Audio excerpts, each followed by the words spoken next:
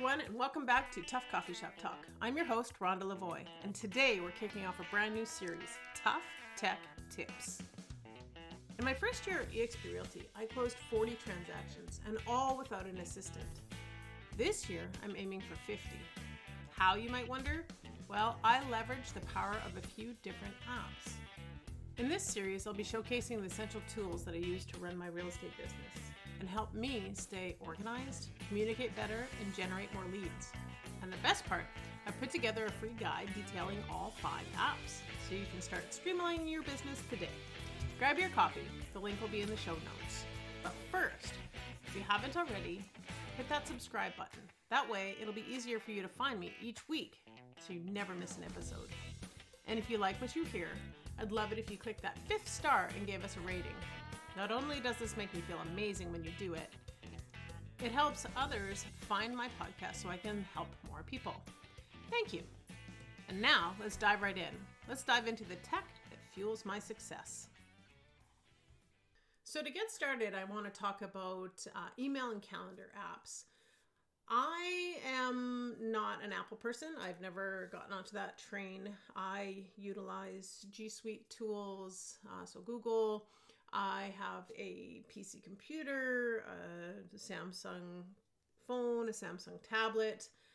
But I do want you to know that this episode, even though it's going to be talking just about Google products or Gmail, that a lot of the things I talk about that I do within these tools, I'm sure you can do in your Apple products. So, don't leave the episode just yet. I think you'll find some value here.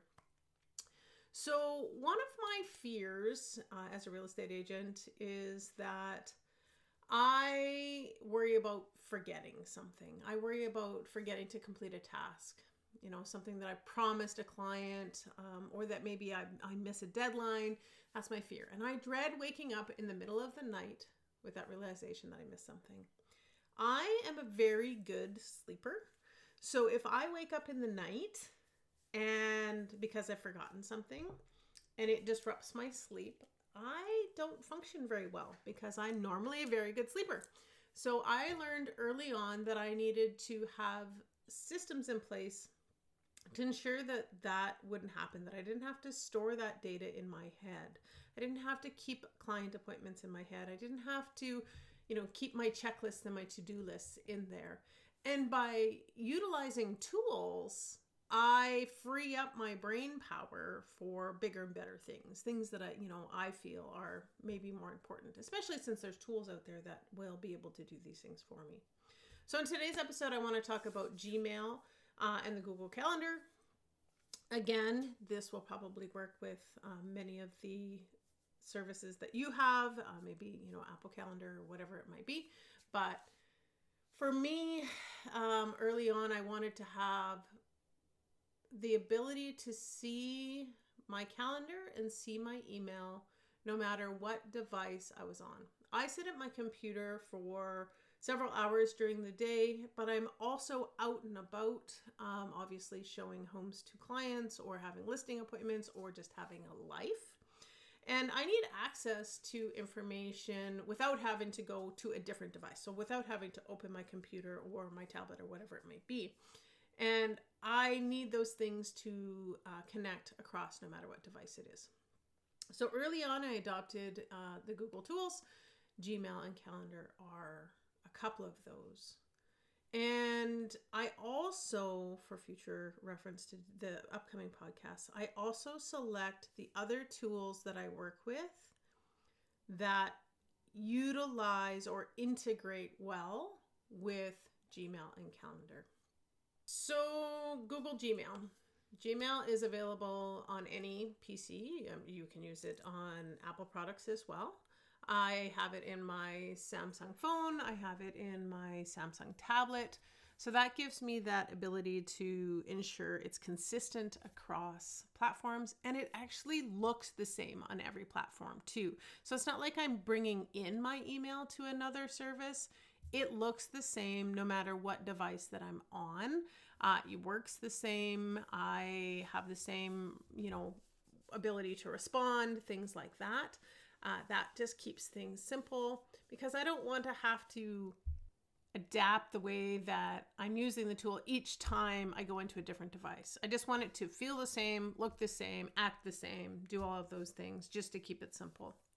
Again, a lot of these tools that I use, it's simply to free up that space in my brain for more important things. So if I'm spinning my wheels trying to adopt to different ways that these things work on different devices, it's just taking up that little bit of energy that I'd rather not exert in that area.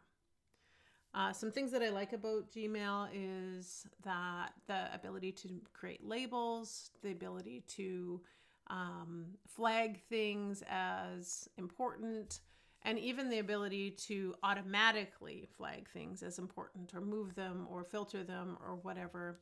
There's a whole bunch of things that Gmail does really, really, really well that I utilize quite frequently. For example, you can utilize the ability to have saved emails or templates right within Gmail. So if you find yourself writing the same email over and over and over again, you can create a template, and just with a couple clicks of a button, it'll bring that template in and you can modify it real quick and send it off. Real time saver, really important. The other thing is that recently Gmail has integrated Gemini right into Gmail, which is super helpful. So there's now an option to be able to have it compose an email right for you. You can give it a few keywords or give it the gist, and it'll rewrite it for you to make it fancy. All really time-saving things that free up the time. And going back to, the intro to this whole series is it's all about creating capacity for me so that I can handle more volume and generate more business without blocking myself. Because if we don't have all these systems and tools in place, we're not going to be open to be finding additional clients to be able to do the work, because we're going to be worried about getting the work done. If we have the tools and systems in place to do that, we can bring on more clients. I can scale from 40 to 50 and ultimately, I believe 60 with ease without really batting an eye or even considering having to get an assistant, because I have everything in place to be able to handle those volumes.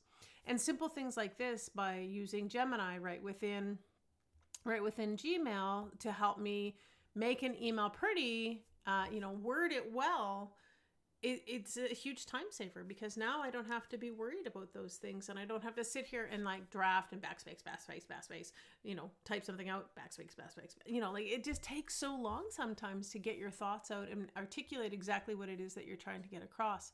So integrating Gemini right into Gmail is super helpful.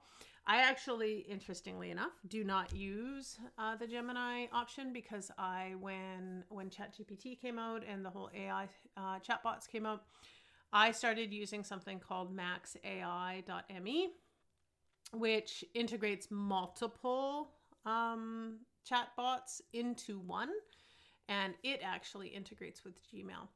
Interestingly enough, this isn't one of the apps that I talk about in this series, but maybe I'll do it as a bonus, because the Max AI has been a huge time saver for me.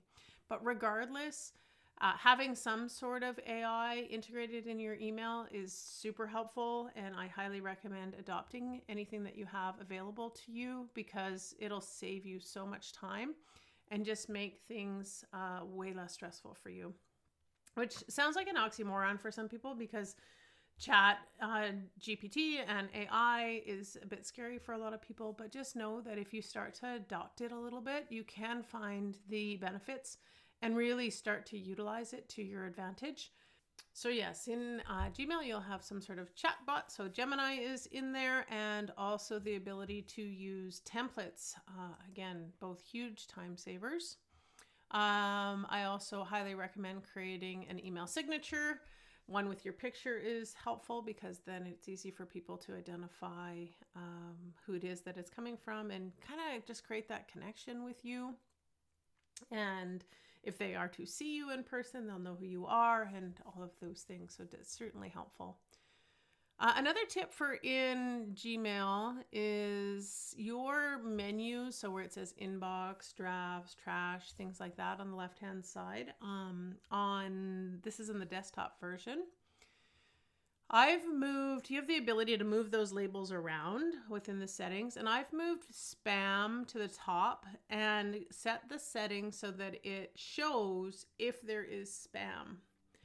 And this is just a tip, but sometimes our clients' emails go to spam, and that's bad. Obviously, we don't want to miss communications from our clients. And it's important that we check that frequently.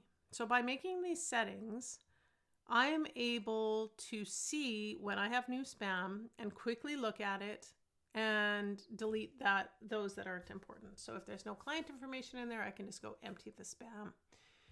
And it makes it really simple because, again, what I've done is I've gone into settings and said, when there's spam, show that folder. So then it appears. So then it looks different. I can see right there that I have spam. And I have it moved up on that menu on the left. Because if you go to your Gmail, if you're a Gmail user, there's sometimes a big list of things that are on the left because they have, some automatic labels, or maybe you've labeled things. And it can make that list quite long. But I've said move spam to the top so that I can ensure I'm checking my spam frequently. Ideally, as soon as I get it, so that I can remove that doesn't matter, but I catch if I have a client's email going to spam. So that's just a little tip on how to filter out spam and stay on top of if you have clients' messages going to spam, which can be super helpful. This is just a few of the things that I love about Gmail. I'll get into more of this in future episodes because, as I said earlier, a lot of the reasons why I use the tools that I do is because they integrate with each other. So you'll see in future episodes where some of the other tools that I use can communicate directly with Gmail or vice versa, both directions. Or I can actually see some of that information in Gmail that is from some of the other tools. So I'll talk more and more about Gmail as we go through this series, but it is absolutely a staple to my business. I'm looking at it frequently. I love most of the things about it. Of course, it's not perfect. Just like most applications, you'll never find the perfect one, but I definitely use it a lot. The other one that I use a lot is calendar, of course. So I joke all the time that if it's not in my calendar, it does not exist and I will not be there. So I need to make sure that I put it in my calendar. But one of the huge things that I love about Google Calendar is the ability to have multiple calendars. So I'm just going to go look at my calendar here and I'm going to tell you I have probably 7 different calendars that I have set up in my Google Calendar. My main one is what's called TUF Realty. So of course, this is all of my real estate calendar events.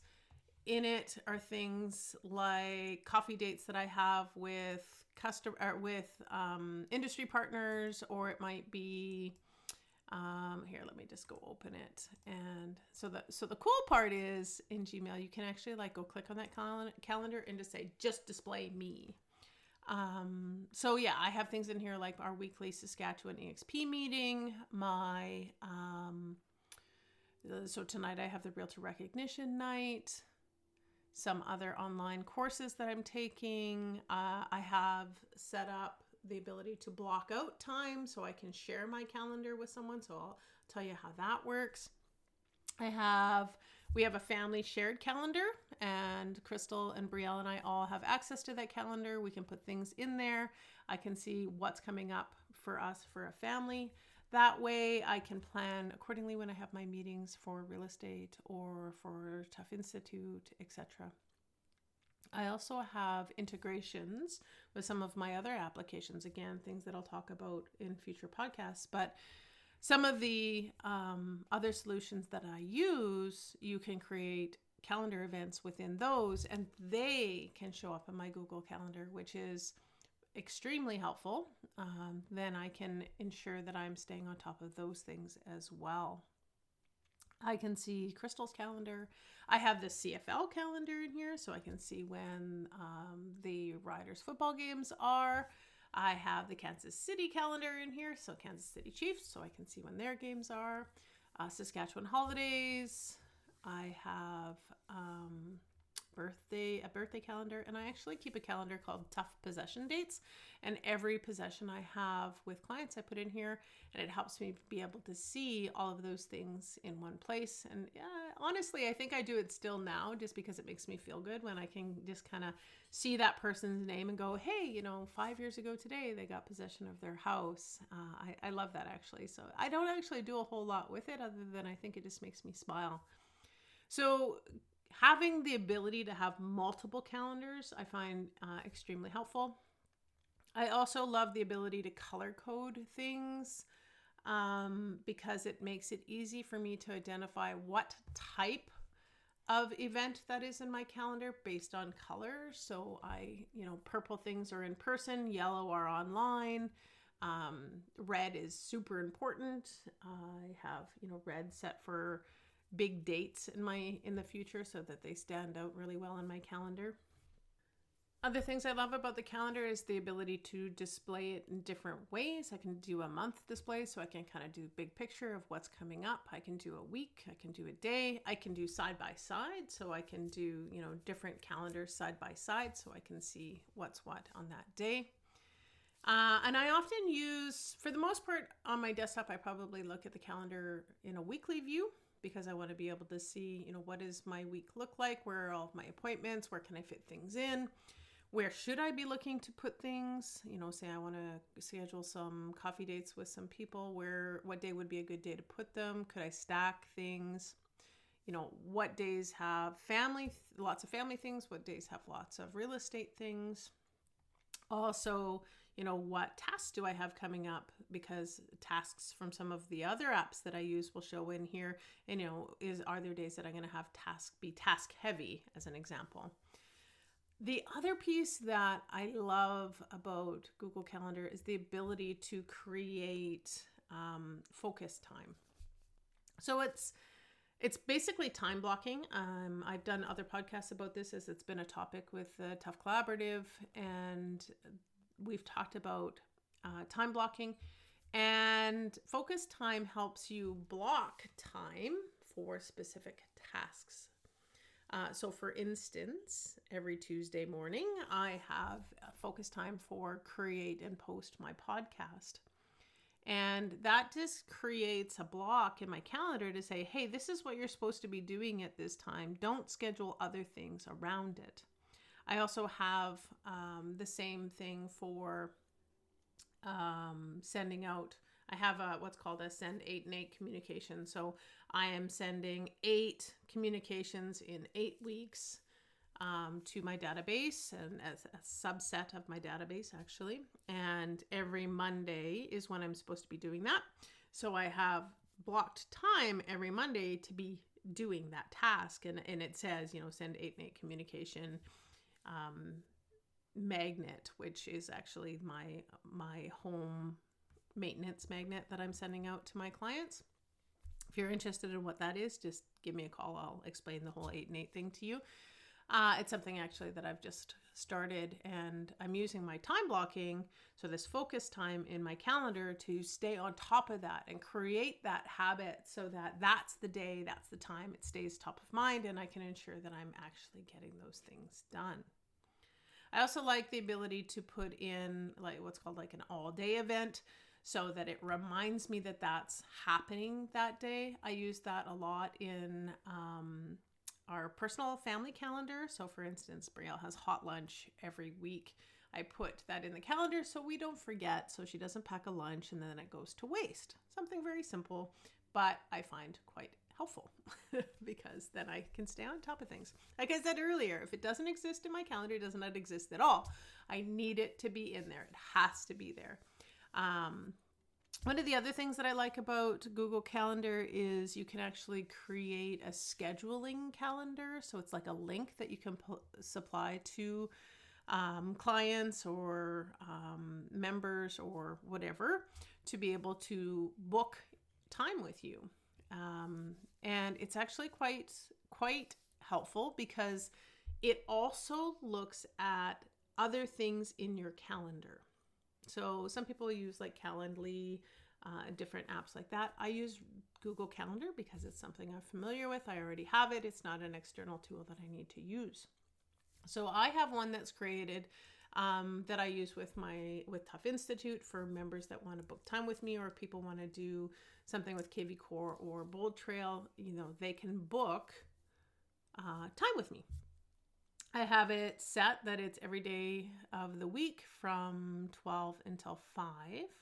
And when somebody goes to book time with me, it actually looks at the things that are in all of my calendars and doesn't allow them to book at that time. So if I have something in my family calendar that says, I'm busy, they can't book time with me at that time. It looks at all of those things, which I think is super important, obviously, because family time is important to me and all of these other dates are important to me. I don't want to have to be maintaining them all in one place because I like to be able to see them differently.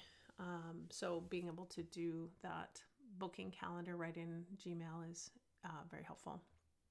And then the last one I want to talk about is you can actually create tasks within calendar. And I do this for a couple of things.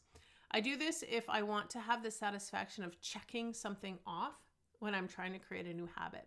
So right now I am trying to create a new habit of doing my affirmations in the evening. I have a very strict morning routine that I have down. I do not deviate from it very often. It is a habit. I've already created that habit, but evenings I wanted to kind of change it a little bit. I wanted to add a new habit to my evening of doing my affirmations in the evening. So what I've done is I've added a task for 8:15, I think it is, at night to do my affirmations. And then I get to check that off. You get to say that task is done. You can create it as a reoccurring, which I have done here. And then I can continually be reminded that I need to do that. If I don't check it off for a few days in a row, I know I'm not focusing on it the way that I should be. And, it's important to me that I do, hence why I put it in here as a task in the first place. So I find it very helpful to be able to have those tasks when I'm trying to create new habits. I'm the type of person that likes to be able to put the checkbox in or cross something off of a list. Maybe you're not that person, but I do enjoy that. So having these tasks is very helpful. I also have a task for creating and scheduling the email for my membership. So every week I create an email saying what the next topic is, and it goes out to my membership. It goes out Monday morning. So I have a task in my calendar to remind me to do that. And again, I get to check that off, which is super helpful. The other thing is for that one, because it's not daily, if I don't get it done I flip over to the following week, or it's, days out and ahead, it actually gives me a reminder saying I have an incomplete task. So it's there for me to remember to do, which I find quite helpful. Okay, a couple more things on Google Calendar before I wrap things up here. Did you know that in Google Calendar desktop version, on the right-hand side, you can open up a little screen that connects with Google Maps. So if you have appointments in your calendar that you have an address for that appointment, you can open up the Google Calendar or the Google Maps on the right-hand side, and it'll actually show you where that is, and you can do different things with that. So those two things are kind of married together, which is super helpful. And then the other thing I really like about Google Calendar is its search capabilities. So I've often searched for different things, and I like how it displays those events. Just the way that it actually displays those events. So if I'm looking for past reoccurring something, I can go see, what days was that on, or if I'm looking for appointments with a specific person, I can just search their name. It all comes up, and it makes it very, very, very easy. And I'm sure you figured out that the point of using all of these apps is to keep things easy and simple so that you do them and you can stay on top of everything. And just like Gmail, I like that I can see the information across devices. I can see it on my desktop computer, I can see it on my cell phone or my tablet, and all that information is the same no matter what device I'm looking at, so that if I'm out and about and someone calls me up and says, hey, let's go for lunch, I can look at my calendar on my phone and quickly determine if I'm available. If I'm at my office working with clients and I'm emailing back and forth and they want to be able to schedule something up, I can look in there and go, oh yes, I have it available, because I can look on my desktop or I can look on my tablet. It really doesn't matter. It's synced across all of the devices. It looks the same across all of the devices. How it works is very similar across all the devices, so that I just have the ability to seamlessly use the tool without much thought or effort. And it just gives me the information that I need when I need it. I just love that part. Oh, one other thing that I like is say you are at coffee with somebody and they're like, hey, we should do this again. You can start creating something in your phone. This works really well on the phone. I think it works on desktop as well.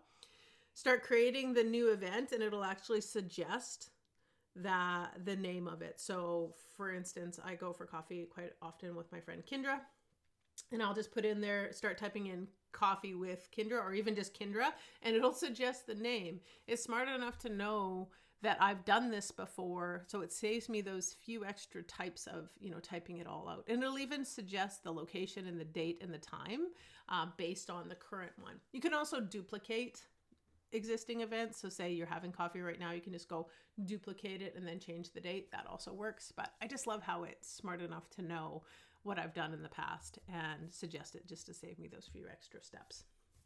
So yeah, that's our episode today. Watch for more TUF tech tips episodes, because I think they're going to be super helpful for you guys. And I just want to share this information so that you can maybe utilize it to scale your business as well.